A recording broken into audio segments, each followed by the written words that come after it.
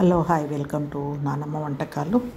మేము వెళ్ళిన ఆశ్రమము Sanskar nature cure ఆశ్రమం.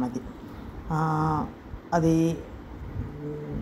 హేమలత లవణం వాళ్ళ దంపతులు స్థాపించారు. తర్వాత ప్రకృతి ఆశ్రమాన్ని మంతెన గారికి రాజుగారికి మెయింటెనెన్స్ తను ఇప్పుడు చేస్తున్నారు, ఆయనకు అప్పగించారు. ఇప్పుడు అక్కడికి మేము వెళ్ళాము. చూడండి, నేను ఆశ్రమం అంతా మీకు చూపిస్తున్నాను. అక్కడ గదులు, వాళ్ళ పద్ధతులు, అక్కడున్న చెట్లు, నీట్నెస్ అదంతా చాలా బాగుంది. మంచిగా మెయింటైన్ చేస్తున్నారు. ఇదందరి రిసెప్షన్ ఇక్కడ.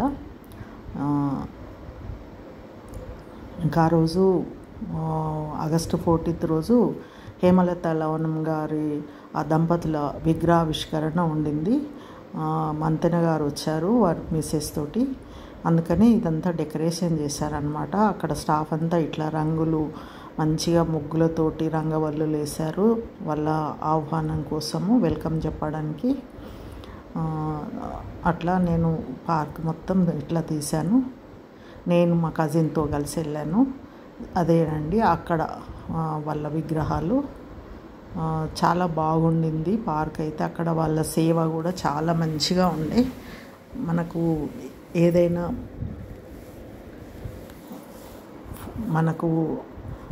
ఫుడ్ తోటి కానీ మసాజ్లతోటి కానీ అదంతా చాలా మంచిగా చూస్తారు వాళ్ళు. మనకి ఏం పెట్టాలి ఏంది అనేది, ఏ ఫుడ్ తినాలి ఏంది అనేది అదంతా వాళ్ళే నిర్ణయిస్తారు. అట్లా టైం టు టైం మన టైంని బట్టి అక్కడ మసాజులు అన్నీ ఇస్తారు. ఇది ఇంకా ఆవిష్కరణ కాలేదు, ఇక్కడేనండి. ఇదేమో జిమ్ము, ఓపెన్ జిమ్ అండి. ఎప్పుడంటే అప్పుడు ఎప్పుడైనా చేసుకోవచ్చు ఎవరైనా కూడా. అక్కడ ఇప్పుడైతే ఈ ఆశ్రమం మాత్రము 120 పడకలతోటి ఉంది. ఇది మేమున్న రూమ్ ముందులండి. ఇదంతా ఇట్లా ఎంత గ్రీనరీ, చాలా బాగుందండి. రూమ్స్ కూడా పర్వాలేదు. మాకు ఒక్కొక్కరికి 1800 అట్లా పడింది. ఇద్దరం కలిసి ఒక రూమ్లో ఉన్నాము. మనిషికి 1800 పడింది మొత్తం. ఇంకా మసాజ్లు, ఇది వాళ్ళ విగ్రహాలండి. చూడండి, హేమలత లవణం గారు. ఈ హేమలత గారు గుర్రం జాస్వా గారి కూతురంట. తను ఇది అక్కడ స్థాపించడానికి ఆమెనే చేసింది. ఆమె కృషి వల్ల ఈ ఆశ్రమం ఈరోజు ఇట్లా ఉంది. మనందరి ఆరోగ్యరీత్యా అదంతా. సరే, ఆమె గురించి అంటే నాకు అంత తెలియదు. ఏంటంటే వాళ్ళ దంపతులు ఇంకా మిగతా లీడర్లు అందరూ కలిసి జోగిని దాని రూపు మాపారంట. ఇంకా అదన్నీ చెప్తున్నారు అక్కడ. ఇంకా ఆ విగ్రహావిష్కరణకి అక్కడ ఎమ్మెల్యే గారు వచ్చారు, లోకల్ ఎమ్మెల్యే, బాన్స్వాడ ఎమ్మెల్యే గారు. ఇదండి కిచెన్లో కూడా చాలా నీట్గా మెయింటైన్ చేస్తారండి. మంచిగా మనం ఎవరమైనా వెళ్ళొచ్చు, చూడొచ్చు, అక్కడ వాళ్ళకు హెల్ప్ చేయొచ్చు. అదంతా. మేమైతే 1 వీక్ ఉన్నాము.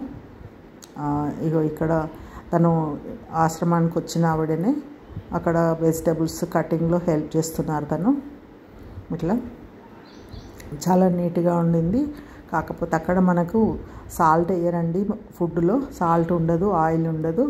అవి 2 తప్పించి మిగతా స్వీట్లు ఉండవు. అది అయినా కూడా చాలా బాగుంటాయి.